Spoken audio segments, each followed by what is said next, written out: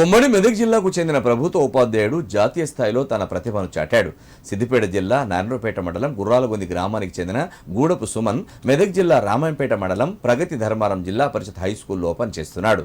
ఇటీవల అస్సాం రాష్ట్రం గౌహతిలోని సీసీఆర్టీలో వర్క్షాప్ నిర్వహించారు. 12 రాష్ట్రాల నుంచి 72 మంది ఉపాధ్యాయులను ఎంపిక చేసి 10 రోజుల పాటు శిక్షణ నిర్వహించారు. భారతీయ సంస్కృతి వారసత్వ పరిరక్షణలో పాఠశాల పాత్ర అనే అంశంపై నిర్వహించిన ఉపాధ్యాయుడు సుమన్ ఇచ్చిన ప్రదర్శన అందరినీ ఆకట్టుకున్నాయి. రాష్ట్ర చరిత్ర, జానపద కళలు, తెలంగాణ పోరాట పటిమకు సంబంధించిన ప్రదర్శనలు విశేషంగా ఆకట్టుకున్నాయి. సీసీఆర్టీ వేదికగా తెలంగాణ, భారతదేశ సంస్కృతి గొప్పదనం తెలిసేలా ప్రదర్శనలిచ్చిన ఉపాధ్యాయునికి పలువురు అభినందించారు.